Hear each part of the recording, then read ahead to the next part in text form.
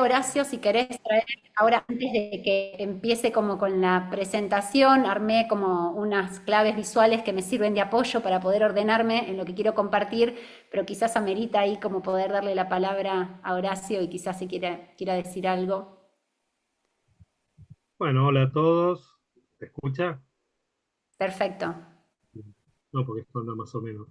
Bueno, en primer lugar, agradecer a las autoridades de la institución. Me parece sumamente interesante por lo que se escucha, ¿no? Porque por ahí uno en el ambiente de la escuela, en el ambiente de las instituciones, como que está obligado como a decir determinadas cosas que esperemos no suceda aquí. Y después uno escucha la impotencia de los docentes ante determinadas cuestiones que suceden a los niños, el peso que por ahí tienen las etiquetas diagnósticas este, dentro de esa misma impotencia, ¿no? Porque a la falta de herramientas, a la falta de que haya habido históricamente, por lo menos en los últimos 20 años, planes educativos de terciario, universidad, que incluyan la condición del espectro autista, bueno, no ha habido, o ha habido muy pocas experiencias. Me parece muy interesante la idea, va a ser un gusto escuchar a Verónica, trabajar a Verónica, y también trabajamos con Valeria. Lo que voy a tratar de aportar en la parte que me toque es no solo pensar herramientas, porque los docentes tienen muchas, muchas. A veces no se dan cuenta, pero las tienen. Sino también a poder desarrollar herramientas. Porque a veces esperamos que la herramienta venga de afuera. Y el niño es singular. Y si uno tiene determinadas pautas o formas de poder ver o amplía su mirada respecto a los niños, a la condición del espectro autista, puede crear las herramientas, ¿no? Hay distintas realidades, uno puede hacer, me imagino, en algún lugar del valle profundo, para decirlo de alguna manera, que no hay tanto equipo técnico que por ahí uno pueda, este, eh, que pueda ser asesorado, el docente que está medio solo, porque los hay en todas las provincias, porque así es la cuestión, ¿cómo se las arregla, no? Cuando por ahí no tiene ese material o no tiene las tablets para los chicos, o no tiene tal cosa, porque muchas veces creemos que se trata de tener, y a veces se trata de inventar. Como los niños autistas tienen que inventar, van inventando los modos de relacionarse con nosotros, con, su propia identidad, también nosotros tenemos que inventar herramientas que nos permitan ayudar a los chicos en condición de espectro. Entonces, bueno, la idea, por lo menos en la parte que me toque, además de aportar algunas anécdotas que con Verónica nos divertimos con algunas la vez pasada, divertimos respetuosamente, ¿no? Como esto tan singular de cada chico, por ahí si uno lo puede escuchar, hace milagros. Este, bueno, los dejo con Verónica y después se aburrirán conmigo un poco. No, no. No, si hay algo que trae Horacio, ¿no? Es justamente es como estos como mundos para poder seguir pensando, ¿no? O sea, nada más alejado que aburrirnos. Igual, bueno, aburrirse también es parte, ¿no? Como dar un lugar para poder hacer. Así que también digo, hay momentos que sí serán para dar lugar a esa sensación. Bueno, voy a compartir pantalla. Cuando empiezo a compartir pantalla yo ya los pierdo de verlos, ¿no? Por las limitaciones que tiene la herramienta. Pero si hay algún comentario, o sea, como acá lo importante es como sabernos que somos un equipo, bueno, seguramente me van a poder como nutrir, ¿no? De los aportes que vayan haciendo en el chat mis compañeras y compañeros. Así que la idea es que podamos presentar el tramo cero. Ustedes ya iniciaron la cursada en la plataforma y se encontraron con una invitación a poder escuchar una canción y a partir de esa canción poder registrar algunas palabras con las que resonaban, ¿no? Es un grupo, una canción que se llama Marea de Gente, de un grupo español que se llama Macacos, que bueno, el video es muy explícito, ¿no? Y en la letra había, bueno, como varios puntos de anclaje, ¿no? Acá lo que queremos mostrarles, ¿sí? Es como un poco esa cosecha de esas palabras que ustedes fueron poniendo en valor. Y bueno, la herramienta del Mentimeter, que es la que ustedes usaron, cuando hay personas que coinciden en la palabra, cuando vemos la imagen, esa palabra parece más grande. Y fíjense en cuál fue la palabra que tuvo como más, o cuáles fueron las palabras con mayor adhesión. Qué interesante, ¿no? O sea, como quedarnos con palabras que realmente siembran, abonan el terreno a partir del cual damos inicio, ¿no? A este trayecto. Inclusión, igualdad, equidad, aceptación, respeto, solidaridad, voluntad, oportunidad, unión, acompañamiento, derechos.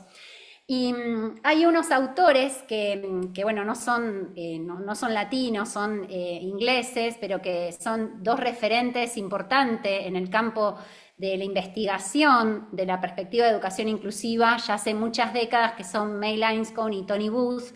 Y ambos coinciden en que el trabajo en la perspectiva de educación inclusiva no es más ni menos que poner en acción valores que nos nutren, ¿sí? Como sociedad.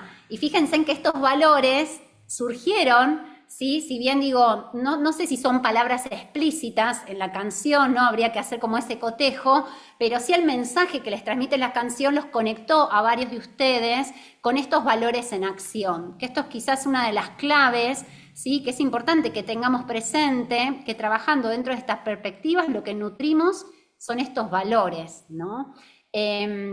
Y qué interesante, ¿no? Porque digo, hoy día hay muchas veces que se nombra el trabajo dentro de la perspectiva como un aporte a la convivencia con otros, ¿no? A vivir con otros que quizás no tienen los mismos ritmos que tengo yo, no tienen las mismas elecciones que tengo yo. Quizás es real que dentro de los grupos, ¿sí? Uno no desarrolle lazos de amistad, pero sí aprende a respetar al otro que es distinto, que es diverso, ¿no? Porque quizás en las escuelas de nivel, quizás hay mucho énfasis puesto en el nivel inicial y en el nivel primario, a que los chicos, bueno, pero no tienen amigos, ¿no? O sea, ¿no? Como si fuera como una categoría, o que ir a la escuela y realmente es un espacio social, pero no es una condición, ¿sí? que establezcamos lazos de amistad o que forcemos lazos de amistad, pero sí los del respeto y la base común en una convivencia, ¿no? O sea, incluso a mí me pasa en el rol de mamá que mis hijos me dicen, no, pero no es mi amigo, es mi compañero, o sea, y es válido, o sea, son categorías distintas, ¿no? O sea, como esto, como ser compañero a ser amigo, pero de todas formas, sí hay algo que va primero, que es el respeto por el otro, ¿no? Y esto además es algo que podemos alentar desde la clase como docentes y obviamente también invitar a este trabajo a todas y a cada una de las familias. Yo quiero agradecer los aportes tan nutritivos que han estado haciendo, o sea, los docentes que hemos construido el trayecto tenemos la posibilidad de acceder a la plataforma, no con ánimo de supervisar el trabajo, sino justamente como de también ver las resonancias, los reflejos, cuáles fueron actividades significativas, qué aportes les van quedando, porque bueno, como vamos a tener espacios, estos espacios sincrónicos, algunos con nosotros y otros con los docentes que van acompañando la trayectoria, bueno, siempre podemos como retomar un tema o algo que necesite un doble clic o una ampliación o una profundización, y con ese ánimo también nos sentimos parte, ¿sí? Ahora que ya está rodando el trayecto formativo, a participar del mismo. ¿Cuál es quizás una intención que nos guía en el trabajo de poder trabajar desde la perspectiva? Es una pregunta, esta es una pregunta que me gustaría compartir y que cada uno pudiera, ¿no? Quizás practicar, buscar algunas posibles respuestas. Si no es que quizás todos coincidimos en alguna, ¿no? Como en esa nube de palabras, y bueno, coincidimos en que quizás hay una y la ponemos entonces en letra mayúscula, de si existiera, ¿no? Una herramienta que pudiera ayudar a los países a evitar la guerra y a resolver los problemas en las situaciones posteriores a los conflictos, ayudar a las comunidades a colaborar más estrechamente y ayudar a las personas a mejorar sus relaciones interpersonales, a cuidar más el medio ambiente y a ser mejores ciudadanos del mundo. ¿Qué les parece? ¿Cuál podría ser esta herramienta? Hago un silencio para que le demos lugar a la pregunta, ¿no? La habitemos, la sintamos, y me animaría a decir que no estaría muy lejos de pensar que la herramienta, ¿sí? Es la educación. Y hablamos de educación sin adjetivarla, ¿sí? Porque hablamos de una educación, de hecho, que si no fuera inclusiva, también no tendría sentido estar hablando, ¿no? Si hoy necesitamos adjetivarla, resaltando el derecho de todos y de cada uno a que se permita su presencia, su aprendizaje y su participación dentro de las escuelas, es porque sabemos que hay muchos estudiantes que bien o no acceden o que si acceden luego, este acompañamiento a la trayectoria se pone tan cuesta arriba, ¿sí? Que terminan siendo excluidos, ¿sí? Porque la contracara de hablar de inclusión es que tenemos que hablar entonces de todos los estudiantes que quedan excluidos del sistema. Y sabemos, somos conscientes que nuestro sistema educativo per se dista de este ideal inclusivo del que escuchamos hablar o del que escuchamos difundirse, y es justamente porque somos conscientes que quizás estamos lejos de poder nominarlo de esa forma que necesitamos impulsar y sostener los procesos de cambio, ¿sí? Profundos, hondos, que nos interpelen en todos los niveles del sistema y en todas las esferas sociales, y por eso ponemos esta educación inclusiva en el centro. Perdón, no sé si alguien quiere hacer un aporte.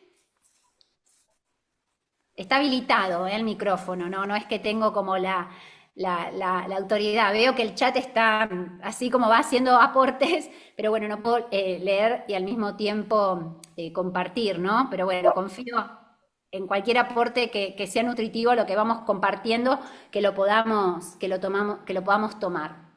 Porque en sí, en la experiencia que tenemos, no solo como docentes dentro del sistema, sino también en nuestra propia experiencia como aprendices, ¿sí? Que seguimos siendo, ¿no? Porque si hay algo que tenemos en claro los docentes, que nos atrevemos a enseñar, y lo digo entre comillas porque es una provocación, ¿sí? Es que nunca debemos dejar de aprender, ¿no? Entonces todo el tiempo estamos como en este interjuego de quienes enseñan y al mismo tiempo la propia práctica nos va enseñando, ¿no?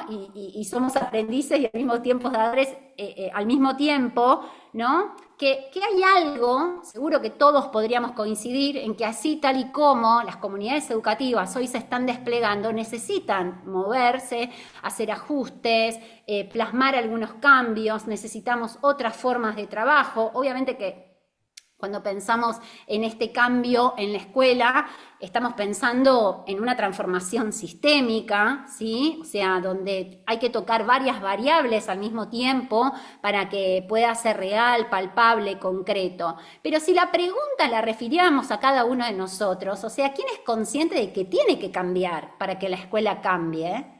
¿No? Ahí quizás, bueno, ya no tenemos tanta adhesión. Siempre es más fácil decir que cambie el otro, ¿no? Siempre es más fácil señalar al otro, ¿no? Y también es interesante saber que cuando señalamos al otro siempre hay tres dedos que antes nos señalan a nosotros, ¿no? O sea, entonces quizás antes de señalar hacia afuera, podríamos como hacer este ejercicio introspectivo de entrar en contacto con lo que me genera a mí esta situación y ver si yo estoy siendo cómplice o realmente estoy siendo apoyo, ¿no? A lo que está ahí sucediendo. Y si nos desafiáramos un poquitito más con la pregunta, y si yo preguntase quién se anima a liderar este cambio que hay que provocar en los otros para que esta escuela, tal y como la conocemos y que sabemos que necesita cambiar, cambie. Silencio de radio. Cri, cri, cri, cri. Y yo sé que en este grupo, o sea, hay muchos líderes participativos, ¿no? Que se animan, ¿no? A alzar la voz y a poder guiar y a poder liderar. Digo, los lugares de gestión son lugares muy solitarios también y tenemos que aprender a como de alguna manera a encarnar esta corresponsabilidad que sabemos que es parte y es una característica, una cualidad necesaria cuando estamos hablando de la perspectiva, ¿sí? Pero bueno, esto también hay una responsabilidad que es propia. Ninguna acción es neutral, ninguna acción es neutral. Y en este campo, sea que es el educativo, sea todas las acciones que llevamos adelante tienen consecuencias morales para los demás. Si no, pongámonos, estoy segura que si no estuvieron ustedes en primera persona, han escuchado hablar de estas reuniones masivas donde al menos 10 adultos de distintas organizaciones se encuentran con una familia a la que muchas veces no se le informa que van a estar todas estas personas en esa reunión y donde se piensa en conjunto con la familia, o en el mejor de los casos con la familia, o muchas veces hay una decisión tomada que se informa sobre la continuidad en la trayectoria de su hija, hijo, hije, ¿sí? Dentro de la escuela. ¿Y en qué lugar quedan las familias? ¿No? O sea, ¿en qué lugar queda como todo este séquito de personas profesionales que saben, que conocen, ¿no? Que orientan hacia algo que creen que es mejor, ¿sí? Para esta otra persona y comulgan para que se firme un acta donde hubo una adhesión, ¿no? a esta situación. Tiene consecuencias morales, o sea, todo lo que hacemos, o sea, no podemos negar que tiene un componente que afecta a un otro. Y esto es parte, o sea, es parte y es importante que seamos conscientes. ¿A qué estamos siendo invitados? Perdón, me voy a adelantar un poquitito. ¡Ay, no! Esperen, no. ¿A qué estamos siendo invitados? Básicamente a que podamos mirar más amplio. Y vamos a hacer después un ejercicio sobre esto. Pero en este mirar más amplio, ¿sí? Es verdad que el derecho a la educación es un derecho que no admite excepciones, ¿sí? Y que tenemos marcos normativos que no podemos hacer la vista gorda y mirar para otro lado. Esto es parte del trayecto. En el trayecto van a encontrarse en el tramo cero, o sea, con una primera parte donde le damos un lugar, justamente por esto, no por el hecho es para nutrir obviamente un posicionamiento, pero que se enmarca, ¿sí? En una política que hoy es parte y tenemos marcos políticos que nos permiten flexibilizar nuestras prácticas y por eso es importante conocerlas, porque esos bordes que a veces parecen tan rígidos y estáticos, en realidad, o sea, permiten cierta movilidad para que el docente pueda encontrarse, ¿sí? Respetando ese marco y al mismo tiempo también innovando en su praxis, ¿no? Entonces hay UNESCO, por ejemplo, ¿no? Que es como el referente de educación dentro del marco de Naciones Unidas, y traigo Naciones Unidas porque Argentina es parte como país miembro, ¿no? de las líneas políticas que se establecen en este marco internacional, nos dice, ¿sí? Que serían buenas dimensiones a considerar en la construcción de sistemas que son cada vez más inclusivos, al menos tener en agenda mental, en mapa mental estas tres. Y las traigo porque muchas veces estamos en duda de si lo que estamos haciendo está bien, si lo que estamos haciendo está orientado hacia, ¿sí? O sea, si lo que estamos haciendo le hace bien al estudiante en cuestión o a los estudiantes, ¿sí? Del cual esta persona es parte. Y realmente es importante que podamos garantizar la presencia de los estudiantes, pero también nos interesa saber cómo encarnan esa presencia. No nos interesa solo que estén. Garantizamos el acceso, obviamente, están dentro de las escuelas, pero esa presencia también tiene cualidades que tenemos que revisar. ¿Cómo está? ¿Sí? ¿Cómo llega a la escuela? ¿Ese tránsito de llegar a la escuela es un tránsito liviano o es un tránsito que cuesta ya desde casa llegar a la escuela? ¿No? O sea, ¿cuándo llega? Perdón. Evelyn, ¿querías hacer un aporte? Bueno, creo que no. Cuando llega, ¿se siente recibido? ¿Es esperado? ¿Sí? ¿Los compañeros cuando lo ven se alegran cuando lo ven? ¿O son esas presencias que alivianan al sistema cuando están ausentes? ¿No? ¿Qué pasa con esa presencia-ausencia de ese estudiante? Otra dimensión que es importante que contemplemos es la participación. Y con participación no me refiero a yo sé la respuesta, yo sé la respuesta. No, hay muchas dimensiones de la participación, pero básicamente es poder mirar si la propuesta pedagógica, didáctica que estamos acercando, se la puede apropiar el estudiante, y no solo apropiársela, sino que la toma, la transforma, la pasa por él mismo y además nos puede, ¿sí?, enriquecer lo que está sucediendo.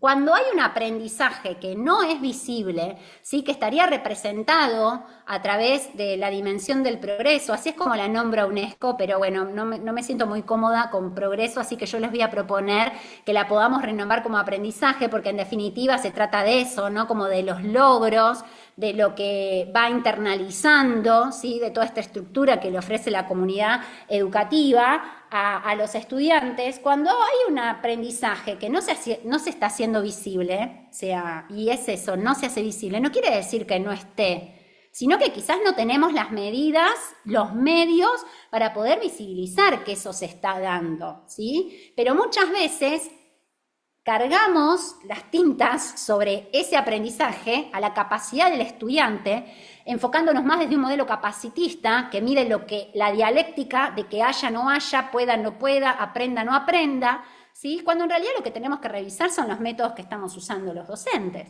¿no? O sea, si hay algo que no está apareciendo, quizás puedo probar otras cosas. Horacio nos decía, podemos crear, ¿sí?, las estrategias, los recursos, ¿sí?, para poder desafiarnos a que eso pueda aparecer. ¿Cómo generar las condiciones pedagógico-didácticas, ¿sí?, para que ese estudiante en su aprendizaje personal, pero además en el contexto de los aprendizajes colectivos, tenga un lugar? Cuando estaba hablando de participación, también se me vienen algunas situaciones comunes, ¿sí? Supónganse en los actos escolares, ¿no? Por traer una situación que me ha tocado acompañar. La realidad es que, bueno, estoy muy cercana al colectivo de personas dentro del espectro, porque es el colectivo con el que he mayoritariamente trabajado a lo largo de todos estos años. Y me ha tocado acompañar algunas situaciones como, bueno, de este acto no va a participar porque, bueno, que se suba al escenario y se disfrace y se exponga, no consideramos que está bueno porque como se abruma por algunas cuestiones sensoriales, ¿no? En vez de poder pensar, o sea, teniendo este conocimiento sobre este estudiante, ¿cómo podríamos buscar un buen lugar, ¿sí?, en el desarrollo y la participación del acto escolar? Y de repente uno empieza a mirar qué hace a la organización de un acto, y el acto empieza muchísimo antes que en sí, cuando los chicos se suben al escenario o a la tarima, o no hay escenario y no pasa nada, ¿no?, y despliegan una muestra, ¿sí?, que puede ser ligada al movimiento en el área de educación física, o a inglés con idioma extranjero, o a las artes, a los lenguajes creativos diversos, ¿no?, que transitan el aula. Y también, además, después de que eso sucede, también el acto no termina, ¿no? O sea, tiene como también muchos otros espacios. Entonces también empezar a pensar que de repente quizás ese estudiante puede ser que no participe del acto en sí, pero puede ser el encargado de desarrollar la escenografía, puede ser el encargado de musicalizar el momento, puede ser el encargado de la iluminación, la persona que recibe a las familias y reparte desde el cronograma del evento hasta escarapelas cuando está la promesa de lealtad a la bandera. Puede ser el estudiante que puede ser en diferido, que el acto en sí del grupo pueda ser filmado y proyectado, ¿no? Porque digo, también hay un montón de chicos que la situación del acto los estresa, pero tienen que participar porque es el acto, ¿no? Y entonces digo, bueno, son dimensiones que empezamos como a abrirlas y a mirarlas más amplias y a entender quizás qué es esto, que tienen un cuerpo distinto al que estuvimos sosteniendo hasta ahora y que podemos, por algunas grietas, empezar a mechar, ¿sí?, a algunos estudiantes que hasta ahora se estuvieron quedando por fuera. Otra situación, para que se la lleven y la puedan pesar, las salidas didácticas, ¿no? O sea, un espacio súper rico para todos, salir de la escuela, ¿no? Que es como una motivación, o sea, inmensa. Y bueno, y hay a muchos chicos que se les acota la participación en esas actividades plenas de aprendizaje porque implican un traslado, porque implican estar en otros espacios, porque no sabemos cómo puede llegar a estar. Y en vez de pedir los apoyos para hacer posible esa situación, se los excluye, ¿sí?, de la participación. Estas tres dimensiones que plantea UNESCO están sostenidas, al menos, ¿no?, en esta imagen que está extraída de este documento que pongo de referencia, en 2 objetivos de desarrollo sustentable. Argentina se comprometió como país miembro también al desarrollo de la Agenda 2030, cada vez nos falta menos. Piense que esta agenda se planteó en el año 2015, ¿no? Ya estamos a 10 años y estaría bien hacer como un análisis de cómo vamos en relación a fortalecer el ODS 4, que es el que habla de educación de calidad, y da por sentado que una educación de calidad es una educación inclusiva, y el ODS 10, que habla sobre la reducción de las desigualdades. Y bueno, están bastante relacionados, ¿sí?, porque trabajamos con un colectivo que históricamente fue vulnerado en distintos derechos, ¿no?, y que hoy también se pone muchas veces en tela de juicio, por ejemplo, el derecho a la educación de estos estudiantes. Así que a modo de síntesis, ¿sí?, una imagen, y van a ver el desarrollo en el tramo, ¿sí?, de la perspectiva de derechos, que es una de las 2 dimensiones que desarrollamos junto a la perspectiva pedagógica.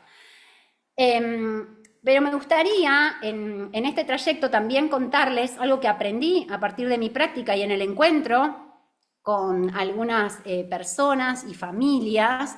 Y me gustaría traer el aprendizaje que hice de la mano de Ger. Quiero que sepan que Germán me autorizó a poder compartir este material con ustedes, porque de la experiencia de Germán, en principio aprendí que me equivoqué, o sea, y lo traigo en esos términos y con toda esa carga, pero que también de las cosas de las que nos equivocamos aprendemos, ¿no? O sea, y esto los maestros nos encanta decir que no hay problema si se equivoca, que el error es parte de la construcción del aprendizaje, pero a nosotros nos cuesta mucho aceptar que nos equivocamos y que cometemos errores y que podemos de todas formas aprender de esas experiencias, nutrirnos y además capitalizarlas, ¿sí? De Ger y esta equivocación, gran equivocación que tuve en el acompañamiento con él, aprendí que todos quieren ser parte y sentirse parte de una escuela, pero no de cualquier escuela. Quieren ser parte y sentirse parte, que son 2 cosas distintas, ¿sí? O sea, ser parte podría estar enmarcado dentro de la dimensión de presencia, pero sentirse parte es una posible conclusión de las 3 dimensiones que mencionábamos antes, ¿no?, de participar y además de aprender, de una escuela que los acepte, que los respete tal como son, y no de una escuela que todo el tiempo está poniendo la vara en lo que hacen los demás, ¿no?, y está comparando las trayectorias, los aprendizajes que debería tener para estar en tal o cual grado o nivel, lo que se debería haber desplegado, ¿sí?, cuando sabemos que el desarrollo tiene sus tiempos y es importante respetar los tiempos del desarrollo. Creo que como sociedad sabemos los costos que tiene y que está teniendo haber anticipado mucha información en momentos del desarrollo no adecuados. Porque ¿quién está de acuerdo o no se le estruja el corazón cuando ve a un bebito en algún lugar público, un bebito de 6 meses, durmiéndose mirando una tablet, ¿no? Y esto tiene que ver con cosas que hemos adelantado y anticipado en pos de un posible beneficio y de un impacto en el desarrollo también, porque hubo muchos años, ¿no?, donde se los exponía a los chiquitos de temprana edad a programas que estimulaban la cognición, ¿sí? Y hoy sabemos, bueno, como las consecuencias que ha tenido eso, pero sabemos que en desarrollo, como dice un psiquiatra que se llama Miguel Hoffman, tiene un libro muy hermoso que se llama Los árboles no crecen tirándole de las hojas, ¿sí? No nos paramos al lado de un árbol y le decimos crece, maldita sea, crece, o sea, y lo tironeamos, o sea, sino que respetamos que hay unos tiempos y hay un proceso y hay un cuidado y hay condiciones, ¿sí? Y que esas condiciones también las vamos aprendiendo y generando ¿sí? Porque, ay, mirá, no está pasando lo que debería de estar sucediendo y entonces ponemos determinado abono, cambiamos las condiciones de luz, le agregamos más o menos agua, o sea, generamos ambientes que son facilitadores y potenciadores de ese crecimiento. Entonces aprendemos, ¿no?, que en desarrollo no se va por ascensor. En desarrollo es importante ir peldaño a peldaño, si hay una razón de ser detrás de ese ritmo, detrás de esos tiempos, detrás de ese proceso, y que queremos ser respetuosos de eso. Con GER también aprendí que quizás uno no accede al código que permite la alfabetización a los 6 o 7 años, pero que nunca es tarde. Eso también lo aprendí de mi abuela, que se animó a hacer la primaria pasados sus 70 años y la pude acompañar en ese aprendizaje, ¿no? O sea, no hay tiempo para el aprendizaje y también no hay una persona, ¿sí?, que no pueda aprender. No me tocó todavía en mi trayectoria encontrarme con alguien que no aprenda. Puede ser que haya métodos que no funcionen, pero no que esa persona no pueda aprender. Las condiciones que se generan, o sea, pueden ser muy únicas, pero se trata de eso, de las condiciones.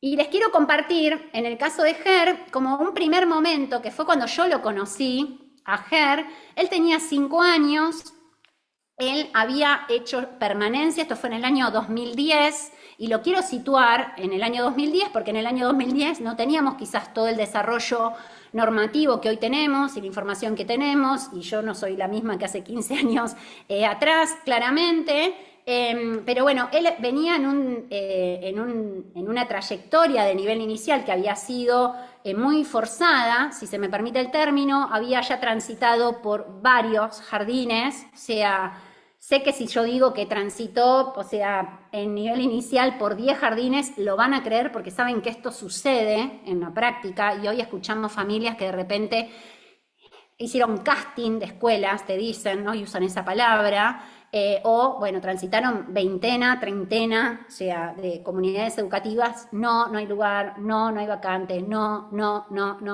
recuerden, ¿no?, como estas comunidades que dicen que sí, ¿no? O sea, como cuál sería una comunidad inclusiva, y bueno, ¿no?, la que dice, bueno, quizás no sé, pero podemos aprender, ¿sí? Y te digo que sí a este desafío de poder transitarlo de manera conjunta. Y él ya había hecho permanencia en sala de 5, por eso vuelvo a citar en el año 2010 y traigo esa palabra, la permanencia, y no había doble permanencia. Entonces se pueden imaginar cuál era la pregunta alrededor del acompañamiento de la trayectoria de GER. La pregunta era, ¿pasa o no pasa de nivel? ¿Sí? Porque hubo un momento histórico en nuestro país donde esto era una pregunta, ¿sí?, que la podíamos hacer y podíamos decidir como otros cursos, ¿sí?, para esa trayectoria. Entonces, acá lo que van a ver es un ratito solamente de, obviamente, GER tenía 5 años, con un niño uno juega y a través del juego aprendemos, pero quisiera que pongan luz a poder ver este video a las formas en las que él puede sostenerse en el vínculo, ¿no? O sea, él puede sostenerse, pero también es un sostén en el que usa muchos recursos propios, ¿no? Entonces, como poner el acento en eso, ¿no? Cómo él logra vincularse y cómo se sostiene en esa interacción, en ese ida y vuelta, en esos círculos que vamos construyendo juntos, ¿no? Y también todo lo que me implica a mí en relación a poner el cuerpo para encontrarme, ¿sí?, con este estudiante en el contexto de la casa, ¿no? Que podemos decir, bueno, es un contexto donde él se siente seguro, es su casa, es su lugar, es un lugar donde él está acostumbrado, juega, tiene sus juguetes, ¿no? Tiene una cama elástica y tiene una colchoneta y tiene un asiento con almohadones, o sea, como que es un ambiente amable a sus necesidades de ese momento. Veamos el video. El video no tiene, pero son onomatopeyas. Ahí la veo.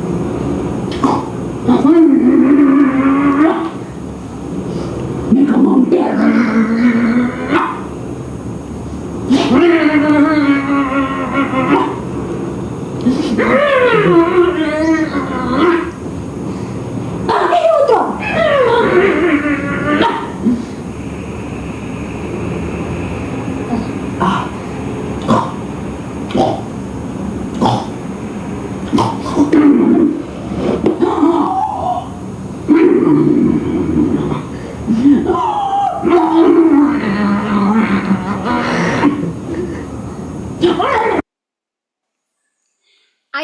hay mucho puesto de ambos para hacerlo posible. Entonces pensar en una transición, obviamente, yo estoy ahí con Ger en una situación de 1 a 1, que son situaciones ideales, no estoy con Ger y con 20 y pico más, o sea, lo tomo, sé que esto es algo que bueno, que los docentes nos interpela permanentemente, ¿no? ¿Cómo hacer? Pero bueno, en ese momento decidimos desescolarizarlo, o sea, sentimos que esto que se pone en tela de juicio, che, está preparado para estar en un aula con el mobiliario que tienen las aulas, donde en un primer grado muchos chicos ni siquiera llegan a tocar el piso porque las sillas les quedan grandes, ¿no? Donde el ruido de esos bancos de metal, donde le van a pedir que se quede sentado, que se oriente hacia el frente, que responda una consigna, que saque su cartuchera, que ubique su cuaderno, que saque el lápiz, que vuelque alguna producción. O sea, sabemos cuáles son las demandas o lo que la escuela espera, ¿sí?, de este oficio de ser estudiante,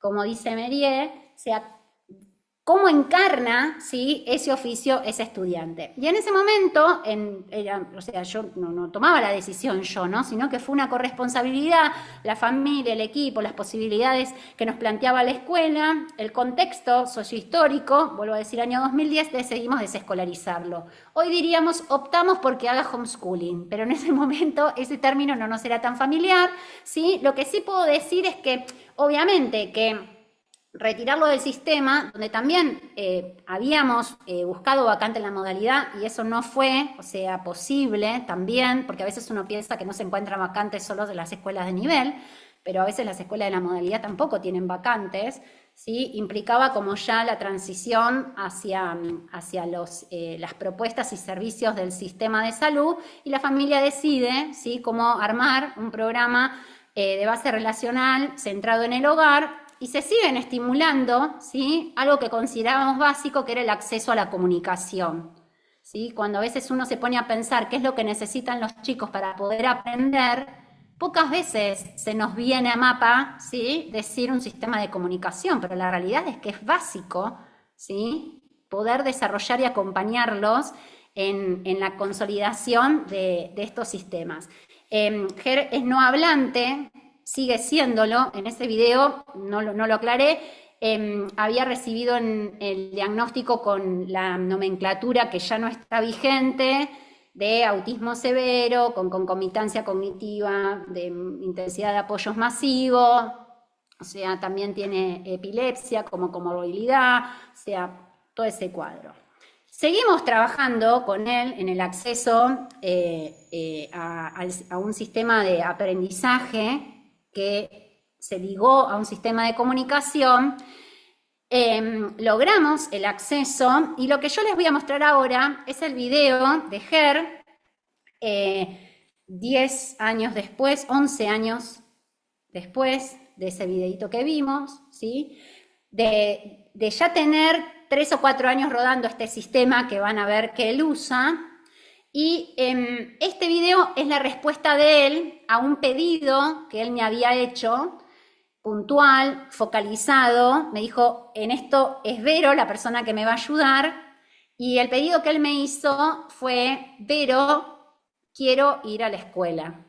Una vez que él ya tenía consolidado este sistema, este fue el pedido que me hizo. Mi primera reacción fue, ¿por qué querés ir a la escuela? Nos echaron de todos los lugares, o sea, ¿por qué querés ir a la escuela? Y la respuesta de él fue, porque quiero mostrar que puedo.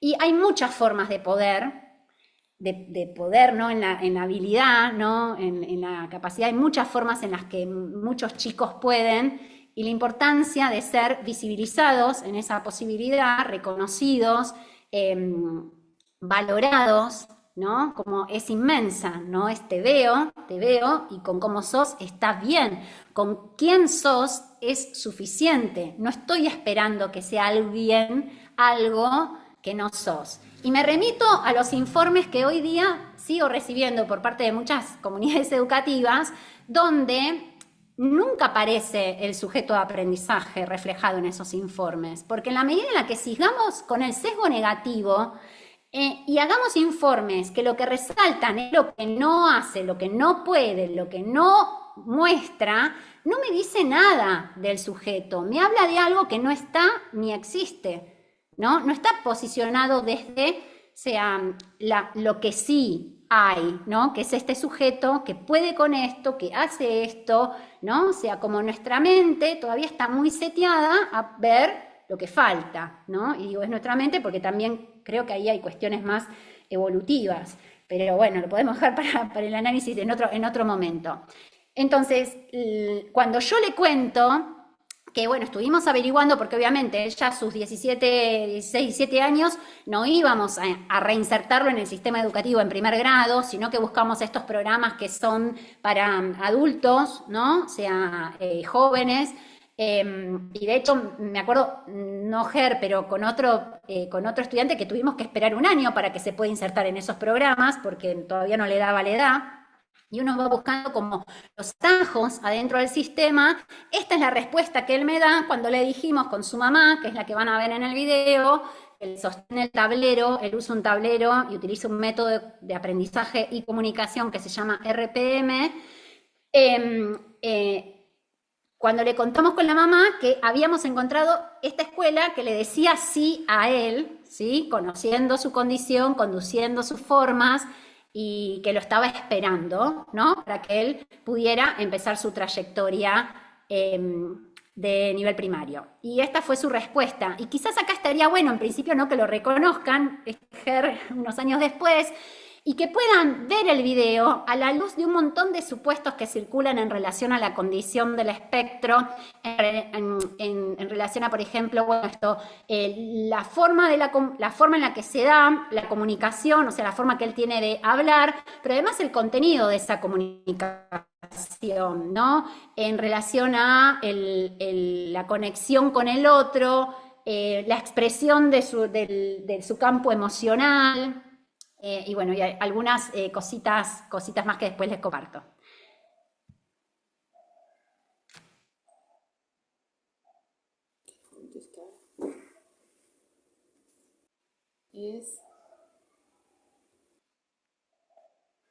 Pero yo estoy muy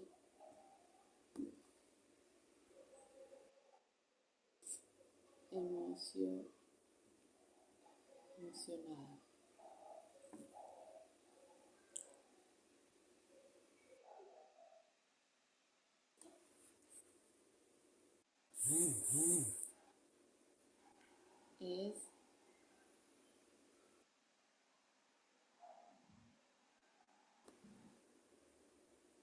Gracias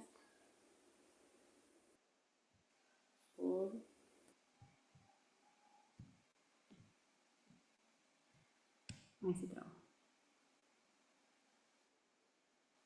tus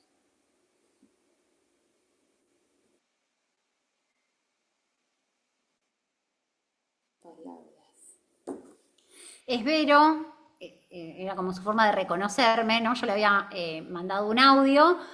Estoy muy emocionado, gracias por tus palabras, ¿no? Básicamente lo que yo le había dicho era, Ger, tenemos una escuela que te dijo que sí, ¿no? Este sí que les mencionaba antes. Ger pudo terminar la escuela primaria, salió en algunos medios de comunicación junto a un grupo de compañeros, de pares que también prepararon y que rindieron de manera libre el primario. Y también en la escuela, esto fue en Ciudad Autónoma de Buenos Aires, o sea, también quiero rescatar como la flexibilidad de la escuela que lo evaluó, puntualmente en el caso de Ger, que es como la trayectoria como que más cerquita pude seguir, que él cuando rindió el examen también le permitieron que él pudiera rendir caminando, ¿no? O sea, como que en realidad, ¿no? Esto había sido algo que nosotros sentimos que era una barrera cuando pensábamos en la trayectoria de él en el primer grado y decíamos, bueno, un chiquito que esté sentado, que se quede quieto, que mire, que esté orientado hacia la docente, ¿no? Como siguiendo todavía esa disposición que la vemos, ¿no? En muchas de las aulas, muchas veces también por cuestiones de espacio, o sea, no niego, ¿sí? Que sean esas las variables que no permiten que podamos como mover el mobiliario o tener otra organización. Y bueno, acá lo ven, ¿no? Eligió rendir el examen caminando, ¿no? Y esto fue bien, o sea, lo pudieron tomar, ¿no? Esto es lo que lo permitió y lo hacía posible, ¿no? Y también digo, bueno, en los medios de comunicación se resaltaba algo, ¿no? Que no habla. Y bueno, la realidad es que no hable no es una barrera, o sea, ¿no? Nosotros todavía está como muy instalado dentro de las escuelas de nivel la supremacía que tiene la oralidad y la escritura. Pero si no hay un lenguaje oral, no quiere decir que este estudiante no se comunique, y también algo mucho más importante, no quiere decir que no comprenda. Porque tenemos como esa asociación, parece ser que viene como en el combo, ¿sí? O sea, es un combo que si no habla no entiende. Y por eso también tenemos muchas situaciones a las que los exponemos a los estudiantes, ¿no? Hablando delante de ellos, como si fuera que no estuvieran ahí, ¿sí? Y dando por sentado de que no entiende lo que estoy diciendo. Y esto es algo que se está revisando, ¿sí? O sea, la investigación en autismo sigue avanzando. Hay muchas cosas o sea, cuando yo empecé a trabajar dentro del colectivo, o sea, había, aportes, investigaciones, formas en el trabajo que no son las que llevamos adelante hoy día, por suerte, ¿no? O sea, como nos fuimos moviendo, fuimos aprendiendo, y creo que hoy día también lo que tenemos es la experiencia en primera persona que también nos marca, ¿no? Que nos orienta, que nos dispone hacia una dirección. Y me pueden decir, bueno, Vero, pero esto es en el nivel primario. Bueno, les quiero contar de Luchi, que pidió, cuando terminó el nivel, también hizo un bachillerato acelerado, pero cuando terminó el nivel pidió la palabra en el acto de colación, sí tuvo esta posibilidad que quizás no tuvo Ger, bueno, que fue como muy importante, como estos hitos, ¿no? O sea, todos seguramente recordamos algo, alguna emoción que ancló la experiencia, ¿no? De egresarnos en los niveles, y bueno, y cómo fue ese momento.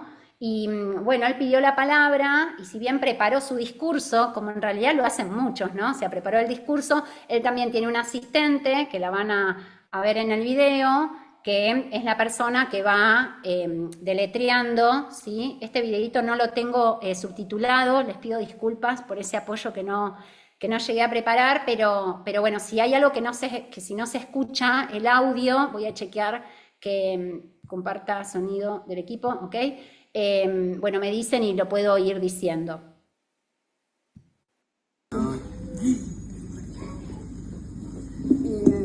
Si alguno no sabe, Luciano es un niño que no tiene lenguaje verbal, así que yo voy a hacer su voz, si es que puedo.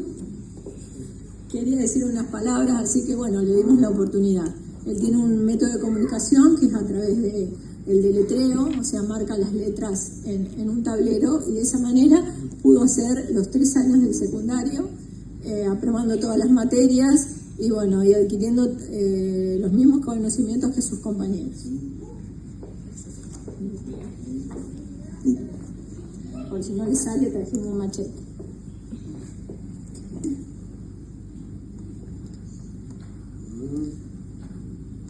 Soy, es lento.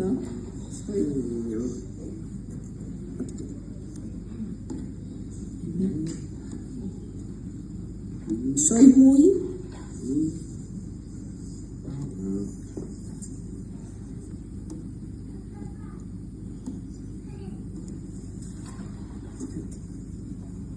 Soy muy feliz.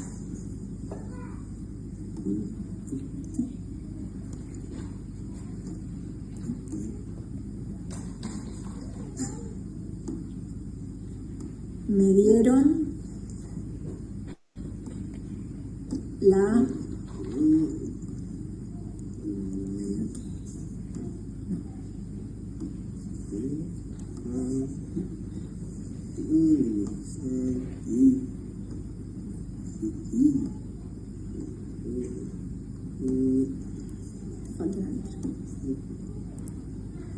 me dieron la oportunidad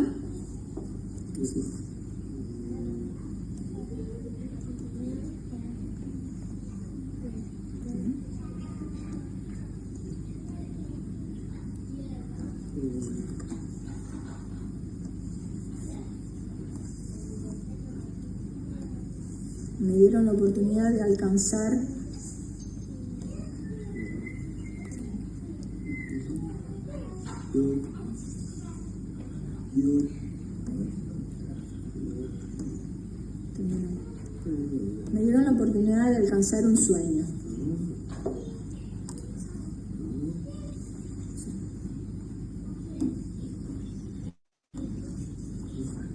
Hoy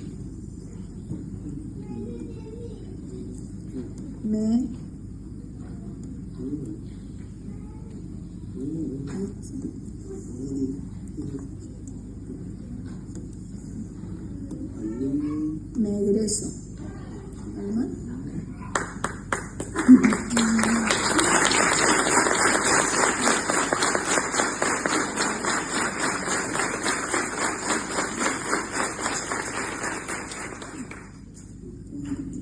Sí.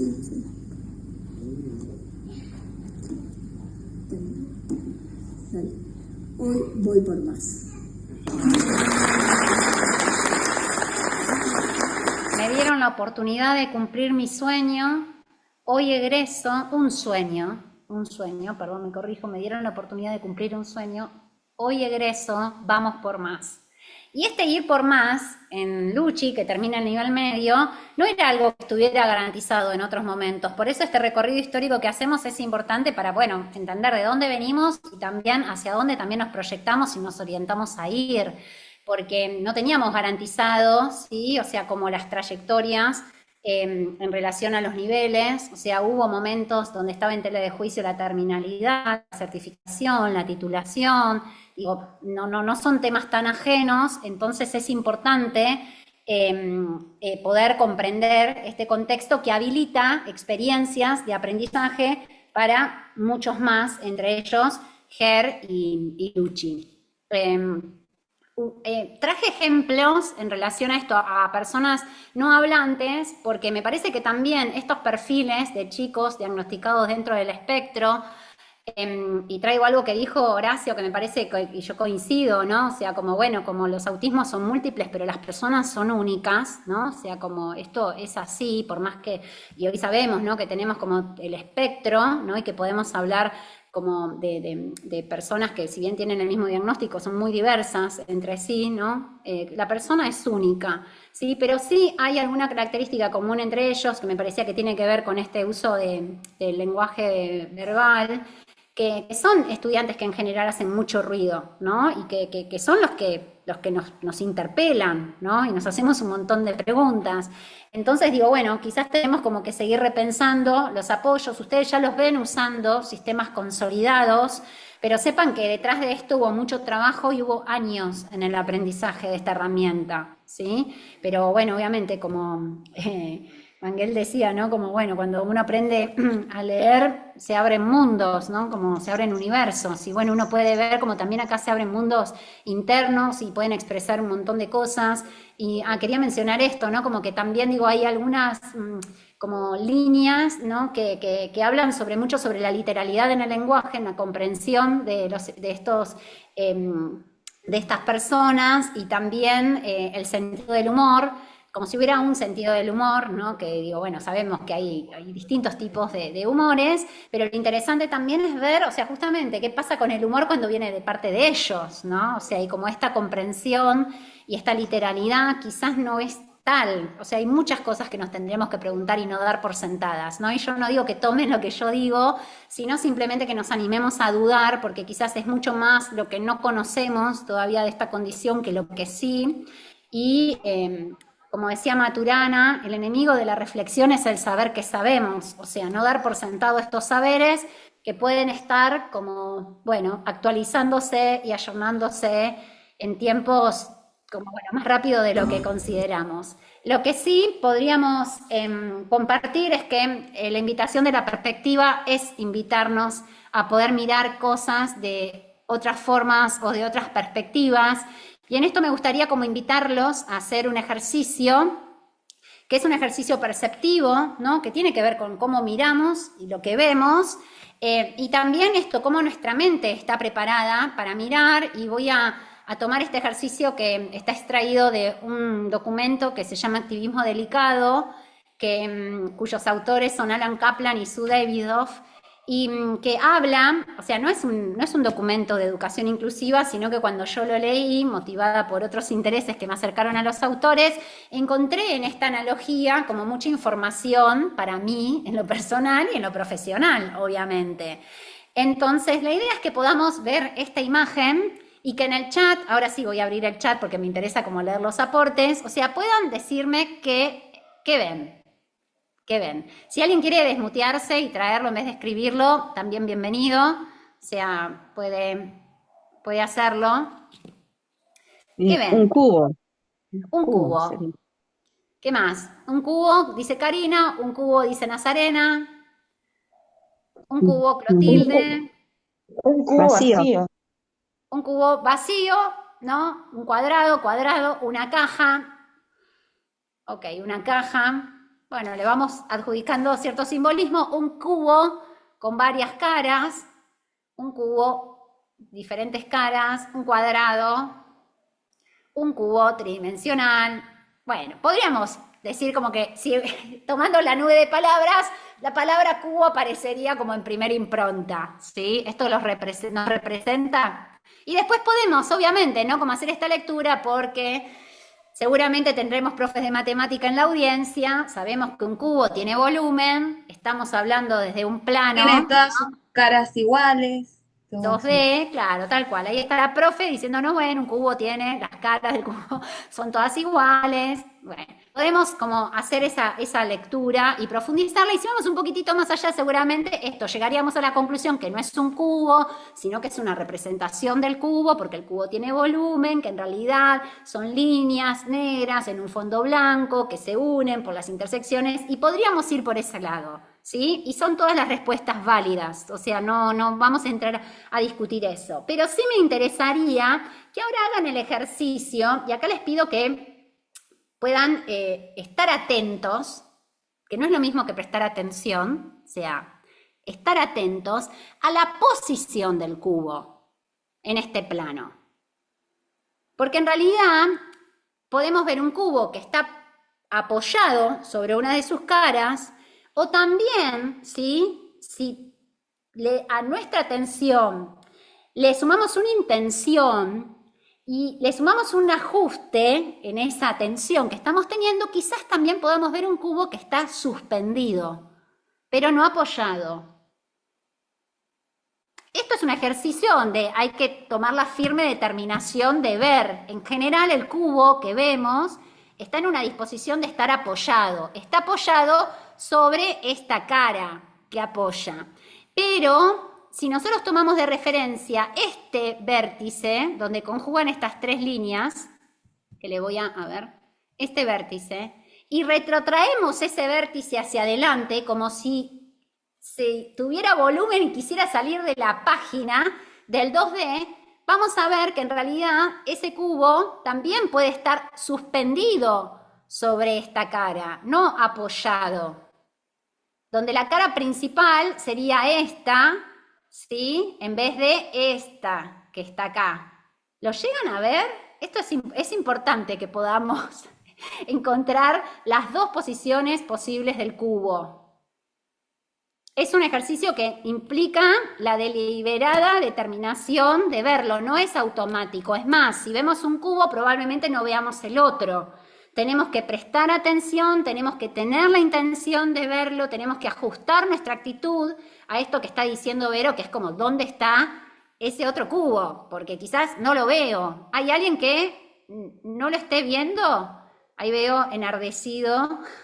Sí se ve, genial, sí se nota. Marea al cambiar de vértice, total. Y es más, uno no puede ver los dos al mismo tiempo. O veo uno o veo el otro, pero no veo los dos, ¿no? Al mismo tiempo. ¿Ya lo conocían este ejercicio? ¿Habían visto el cubo desde esta perspectiva? Hay que fijar la mirada, sí, hay distintas estrategias.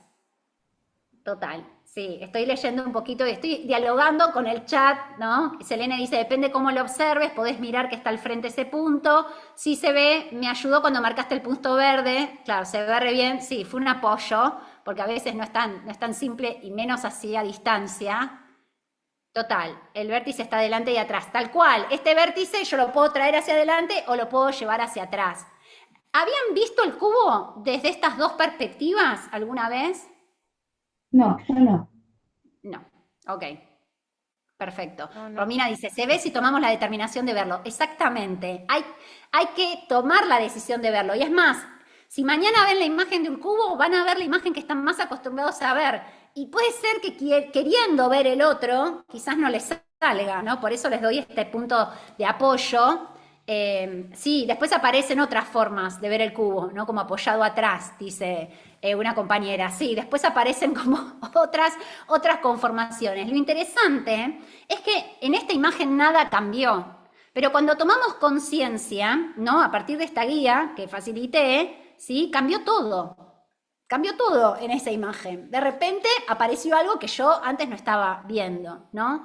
Esto, en la perspectiva de educación inclusiva, este autor que yo mencioné antes, ¿no? Mel Ainscough, habla de la necesidad de que las comunidades educativas hagamos un giro inclusivo, que es que tomemos la firme determinación de dar un paso, ¿sí? De dar un paso, y ese paso está dado en esta dirección, ¿sí? De poder pasar de la certeza sobre las imposibilidades del alumnado a los esfuerzos que tiene que hacer la comunidad educativa por construir las condiciones pedagógicas y didácticas para que todos, todas y cada uno de las y los estudiantes avancen en sus aprendizajes en entornos escolares que sean cada vez más inclusivos. Y digo que sean cada vez más inclusivos porque siento que el gerundio es honesto con nuestra tarea. La inclusión no es un lugar a donde tenemos que llegar, o sea, es un viaje en la transformación del sistema. ¿Por qué? Porque conocemos, nuestro sistema es un sistema que parte de la base de que es desigual. Esto lo tenemos que reconocer. Partimos de lugares diferentes, nuestros estudiantes tienen saberes distintos, o sea, nosotros tenemos que generar condiciones en donde podamos dar cuenta que cada uno avance sus aprendizajes y que también se garantice un aprendizaje colectivo, pero partimos desde acá. Hay quienes acceden, hay quienes no, hay quienes accediendo tienen recursos distintos y acceden a recursos diferentes, ¿sí? ¿Y qué es lo que hace la escuela? Y la escuela trata de garantizar, ¿sí? Que todos reciban apoyos y durante mucho tiempo se creyó que invisibilizando la diferencia, ¿no? Desde el discurso de en nuestra escuela son todos iguales, nosotros no hacemos diferencia entre nuestros estudiantes, acá todos reciben lo mismo, se garantizaba el acceso, pero la realidad es que no garantizamos el acceso dándoles a todo lo mismo. Podemos acercarnos un poquitito más a situaciones de equidad si reconocemos que la diferencia existe, ¿sí? Que la diversidad es un valor, que no todos necesitamos lo mismo al mismo tiempo, ¿sí? Aunque todos en algún momento podríamos llegar a necesitar ese apoyo, y tenemos que justamente hacer esta diferenciación, ¿sí? Para que cada uno reciba lo que necesite, para que tenga acceso en igualdad de condiciones a la actividad que en este caso sería poder recolectar las manzanas, los frutos que puede darnos el sistema, ¿sí? Pero la realidad es que por más que la escuela se esfuerce y se sobreesfuerce, ¿sí? Porque si hay algo que yo reconozco es el esfuerzo que hacemos los docentes, ¿sí? Por equiparar estas situaciones, es reconocer que desde el vamos, ¿sí? A quien tenemos que transformar, tocar, modificar, revisar y demás, es el sistema.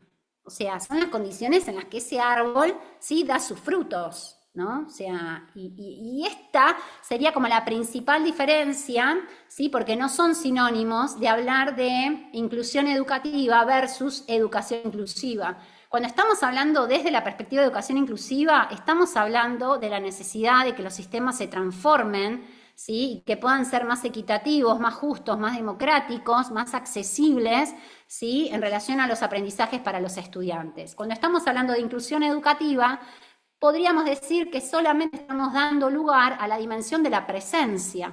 Yo puedo tener un programa dentro del ministerio, ¿sí? Que trate de combatir la deserción escolar de los estudiantes secundarios en el nivel medio, y es un programa de inclusión educativa, pero no necesariamente de educación inclusiva o desde las bases de la perspectiva de la educación inclusiva. ¿Sí? O sea, estoy garantizando que cada vez más estudiantes puedan, ¿sí?, ser sostenidos, retenidos, ¿no? Se dice, qué palabra, en el sistema. ¿Sí? Entonces esto también es algo que el tramo 0 trata, ¿sí?, de acercar.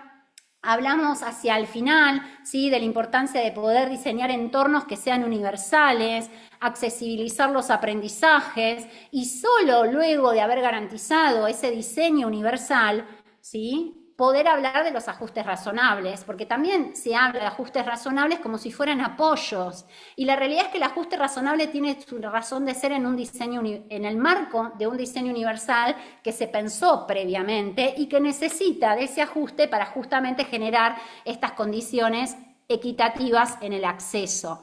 ¿Sí? Pero no queremos negar, ¿no?, y lo dijimos al principio, ¿no?, de las tensiones, ¿sí?, de las paradojas que también habitan el campo de la educación inclusiva, y también van a tener en el tramo un videíto de Carlos Escliar, y acá traemos una frase, ¿sí?, como para presentar, ¿sí?, algunas de las tensiones que quisiéramos compartir con ustedes en relación a lo que nos sucede en la práctica, ¿sí? Y Carlos dice, o mejor voy a dar la palabra a alguien que quiera leer. ¿Alguien quiere leer lo que dice Carlos Escliar? Comparto la voz. Leo, si quieren. Dale, Cintia, gracias. Bueno, quisiera no dejarme convencer por la educación de los eufemismos que suelen engalanar el universo de las reformas escolares. Me gustaría no dejarme convencer por los nuevos neonombres dados a los otros, que todo lo anuncian pero que nada enuncian. Quisiera no dejarme ganar de mano por ese discurso que insiste en reiterar, en medio del vacío, que la inclusión es un valor supremo, aunque siempre sea un valor distante, más que futuro. Que la inclusión ordena de una vez lo que el mundo desordena. Que la inclusión permite por sí misma, en sí misma, al fin, por fin, alegremente, estar todos juntos en la escena educativa. Carlos Escliar. Gracias, Cintia. De ¿No? O sea, nada. como no nos dejemos seducir por palabras lindas, ¿no? Como un poco creo que como lo que quiere transmitir y decir, ¿no? O sea, por las nuevas formas de nombrar, si a eso después no vamos a poder lograr una coherencia entre lo que decimos que hacemos y lo que efectivamente hacemos, ¿no? O podemos hacer, ¿no?, en el campo. Entonces, sí, tendríamos que mirar de frente, ¿sí?, estas paradojas.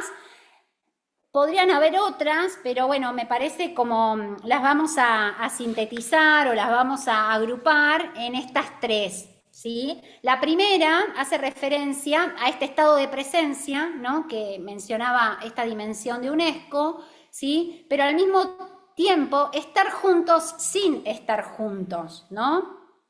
Que yo lo llevaría para que sea más cercano, ¿no?, a la tarea, a nuestra tarea, si bien esto lo podemos ver, ¿no?, o sea, en la grupalidad de los grupos que acompañamos, ¿qué nos pasa a nosotros, ¿sí?, de repente cuando tenemos figuras de apoyo trabajando en el aula, ¿no? Si podríamos decir que estamos trabajando juntos, aunque estamos juntos, ¿sí? ¿Qué pasa con esta posibilidad que nos da el sistema de trabajar entre niveles, ¿no?, de manera conjunta?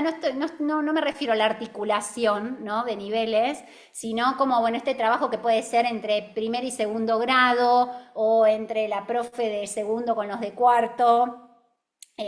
¿No? Si estando juntos podemos, ¿no?, trabajar juntos, o qué pasa también, por ejemplo, ¿no?, con esto, con el desarrollo de las currículas y la producción de los proyectos pedagógicos de inclusión, ¿no?, que permiten como que hagamos trayectorias personalizadas, pero unas trayectorias que después, cuando las tenemos que valorar, las seguimos midiendo con la vara de lo que hace el resto del grupo en ese grado, ¿no? Es como raro lo que nos pasa con eso. ¿Qué pasa con estos recursos, ¿no? Yo justo mencionaba el PPI, que tenemos para diferenciar los apoyos personalizados, para garantizar las condiciones de inclusión, cuando se vuelven justamente herramientas que excluyen más que incluir, ¿no? Y de repente, todo depende, ¿no?, del contexto, pero digo, bueno, una cosa es que haya estudiantes que de repente en grupo, porque tienen dificultades con un área curricular, salgan del aula para poder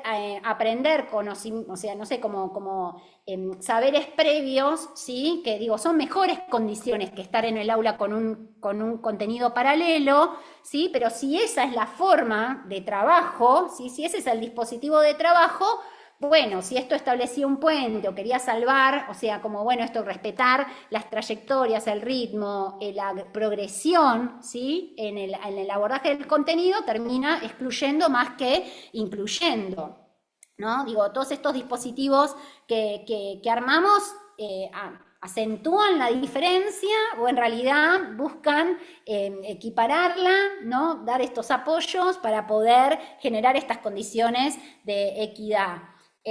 Estamos incluyendo personas que también tienen voz, pero las escuchamos, son tenidas en cuenta en las decisiones. Y digo, bueno, tomando el PPI, por ejemplo, sabemos que por marco normativo las familias son parte de la construcción del PPI, pero me gustaría que levanten la mano, no los voy a exponer de esa forma, pero digo, bueno, levante la mano, lo digo simbólicamente, levante la mano, ¿quién trabajó realmente en la construcción del PPI con una familia hasta ahora? Que no es, le informamos a la familia el PPI que construimos para ver si está de acuerdo o no, o qué cosa quiere sumar a lo que construimos. No estamos hablando de una co-construcción. Entonces, digo, bueno, estamos juntos sin estarlo, también con las familias, diferenciamos para incluir, pero a veces esas diferencias nos dejan más afuera que adentro, y lo que pasa, ¿no?, en algo que también mencionamos de un principio, lo que decimos que hacemos con lo que podemos hacer, la inclusión en la teoría y la inclusión en la práctica. Y yo ya los escucho diciendo, sí, Vero, todo muy lindo lo que vos decís, pero, o sea, como bueno, o sea, lo reconozco, ¿no? O sea, que también es parte de, no lo niego, porque si no sería no estar viendo el elefante que tenemos en la habitación, ¿no? O sea, ese cuento sufí de varias personas ciegas tocando una parte del elefante, ¿lo conocen? Si no lo conocen, es interesante acercarse a esa historia, ¿no? Que claro, yo si solamente toco la cola, me puedo imaginar que eso es una serpiente, pero no estoy viendo que en realidad es la cola de algo mucho más grande, no es una serpiente, es un elefante. Si solamente le toco la trompa, puedo pensar que es un oso hormiguero, y no es un oso hormiguero, es un elefante, y eso es una parte de un elefante, ¿no? Entonces, muchas veces mostramos las herramientas que son necesarias incluir, pero no nos damos tiempo de aprender a usar esas herramientas, ¿sí?, que son las que nos dicen que van a ser útiles y nos van a acompañar en la práctica con los procesos de enseñanza y aprendizaje de los estudiantes que acompañamos, ¿no? Y también muchas veces, digo, es verdad que los marcos normativos y los diseños curriculares nos guían en la práctica, pero es verdad que también a veces son construcciones que quedan muy alejadas, ¿no? Porque digo, bueno, lo elaboran personas que son técnicas, que uno a veces tiene la sensación, ¿no?, como bueno, que quedaron muy alejadas de lo que es la dinámica de las aulas hoy día, ¿no? Entonces, digo, bueno, esto también es importante como tenerlo presente, ¿no? O sea, no es lo mismo hablar de un enfoque de conducta desafiante, ¿no? Y menciono esto porque sé que también es un tema que es importante conocerlo y abordarlo, pero distinto es, bueno, Juan, ¿no?, tiene esta conducta en este contexto, de esta forma, en este momento, con estas personas, o sea, es diferente, ¿no? Le vamos poniendo, o sea, un volumen a esta experiencia. Así que digo, bueno, estas son algunas, simplemente para decir, no desconocemos las tensiones que se generan alrededor de este campo, todo por el contrario, queremos que el trayecto invite, ¿sí?, a una reflexión, invite a poder pensar estas cosas, a poder mejorar lo que podamos mejorar dentro del sistema, y por eso también los vamos a invitar a que ya desde hoy, ¿sí?, puedan inaugurar una bitácora o un diario de aprendizaje. A mí me gusta más la palabra bitácora, me gusta cómo suena, la palabra esdrújula,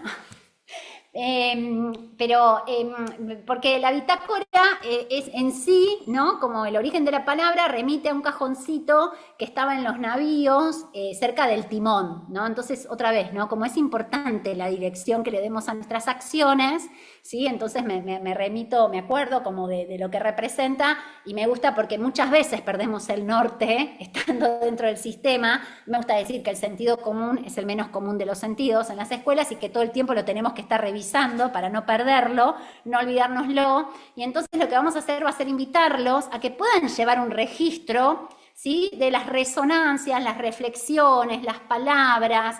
Incluso vieron que a veces usamos estas estrategias metacognitivas con los estudiantes de los tickets de salida. Antes pensaba, ahora pienso, me llevo esta reflexión y esta reflexión tiene este color, tiene este tamaño, me hace acordar esta canción, como que cada uno pueda ir describiendo, narrando sus propios paisajes de aprendizaje y traemos a la bitácora como una herramienta de reflexión, o sea, no le vamos a pedir hacia el final del trayecto presenten sus bitácoras, ¿no? Pero realmente sí, en las oportunidades que tengamos de encuentro, va a estar bueno que las reflotemos, ¿sí? Las visibilicemos, para dar cuenta de los aprendizajes que se van asentando mientras vamos haciendo este recorrido.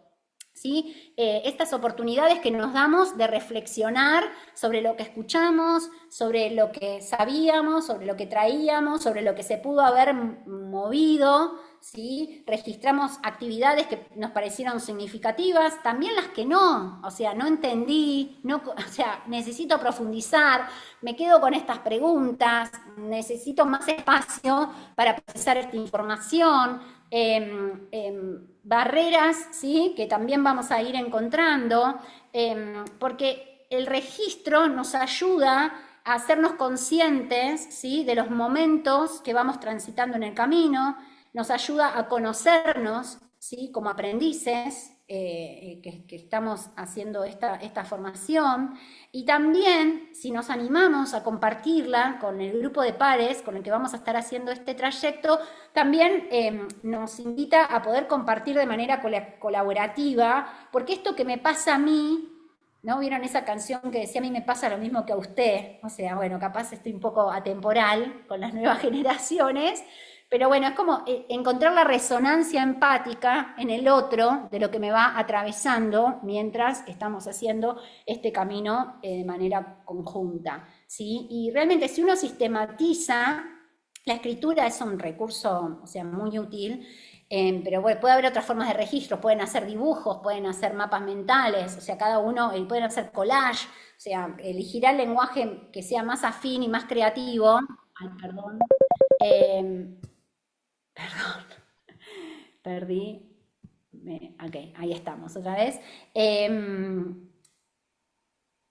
Cada uno irá encontrando como el lenguaje que sea más creativo, más cercano, ¿no? Como a su zona de desarrollo próximo, pero sí es importante que puedan ser específicos, que puedan ser precisos, ¿sí? Que puedan como ir realmente como a sacar las capas de la cebolla y encontrarse como ese núcleo, ¿sí? De me encontré con esto, ¿no? Como anímense ahí a bucear, a explorar. Vamos a compartirles un documento que para darle un marco, ¿sí? Al trabajo con la bitácora, porque además también después quizás puedan incluso llevárselo como herramienta para trabajar en el aula, porque bueno, hay distintas formas de registro, ¿no? Como decíamos, entonces no, podemos trabajarlo con los chicos también, ¿no? Por eso yo también traía, como digo, bueno, estos tickets de salida que usamos como estrategia metacognitiva, que bueno, que pueden ser también útiles, ¿sí? Para los estudiantes.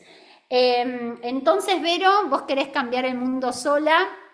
No, para nada, yo ya entendí que no estamos solos, pero sí que estamos dispersos y que es importante poder encontrarnos, ¿sí? Poder reunirnos y bueno, esto como propositivamente, poder avanzar en clara dirección. A mí me gusta traer la metáfora de la tortuga, ¿sí? Me gusta la tortuga como imagen didáctica. Y de hecho, no sé, si nos hemos cruzado en otros momentos de la vida, seguramente me escucharon decirlo, porque digo, no estoy pensando en la valoración que se le hace a la tortuga, en esa parábola que ya todos conocemos, donde se la compara con otro animal que tiene otra velocidad, pero que no es tortuga, ¿no? O sea, como cada uno va a la velocidad de cada uno, Sí, pero bueno, también se le asignan como en la película, por ejemplo, Kung Fu Panda, ¿no? La tortuga aparece como la persona sabia, con experiencia, ¿no? Y demás. Pero hay algo que a mí, de la observación, y porque he tenido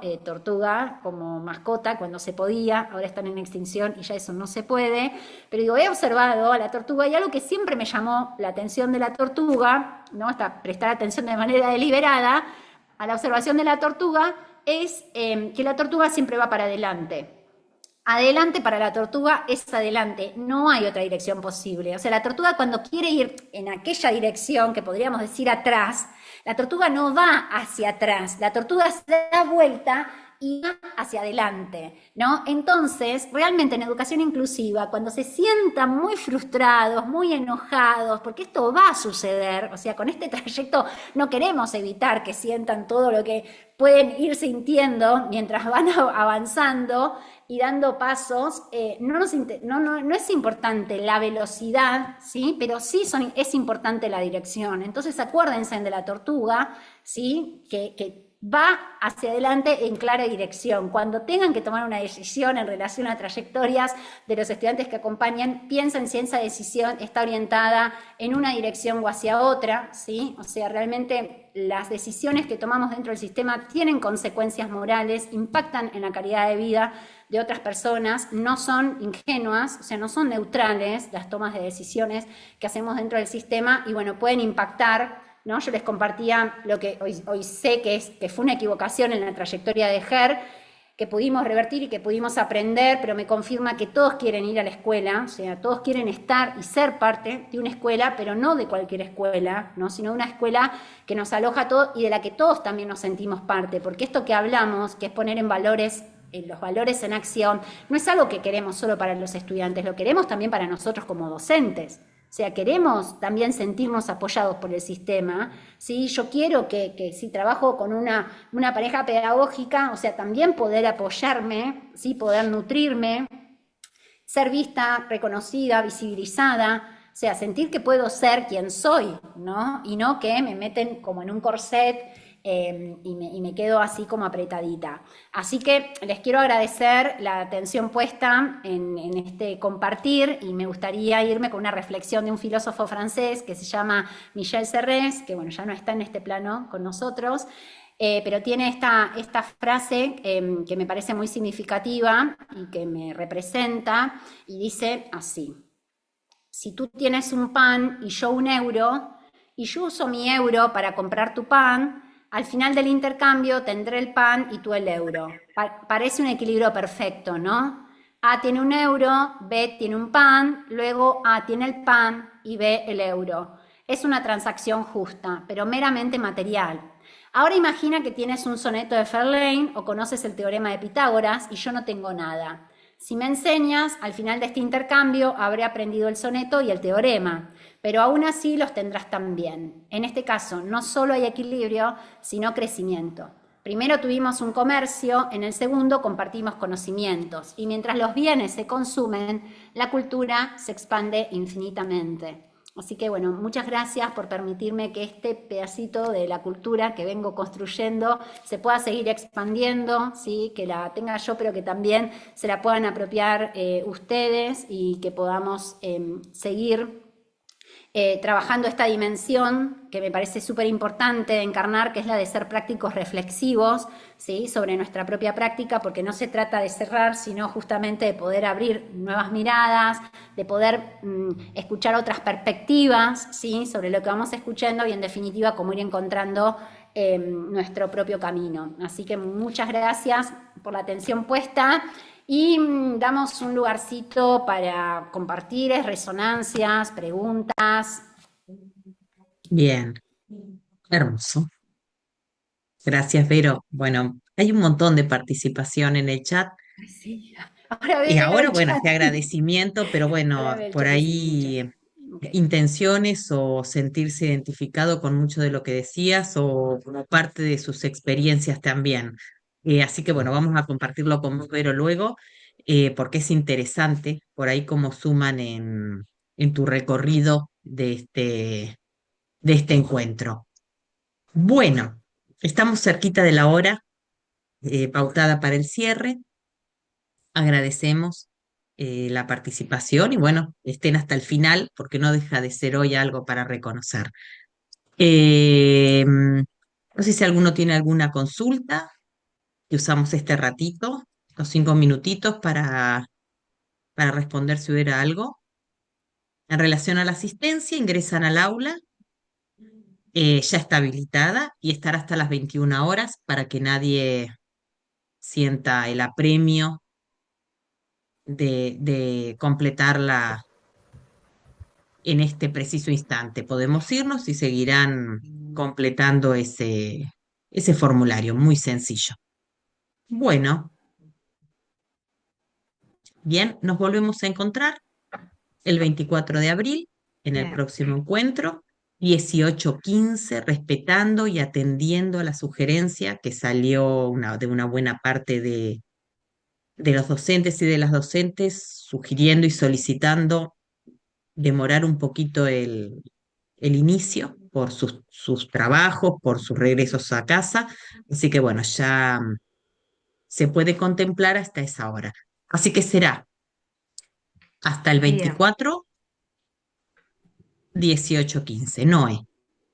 No, por ahí para repetir, no sé si soy yo la que, creo que estás medio intermitente Sí. en la conectividad, entonces, para repetir lo que planteaban ahora, digamos, el próximo encuentro es el 24, que vamos a iniciar a las 18:15.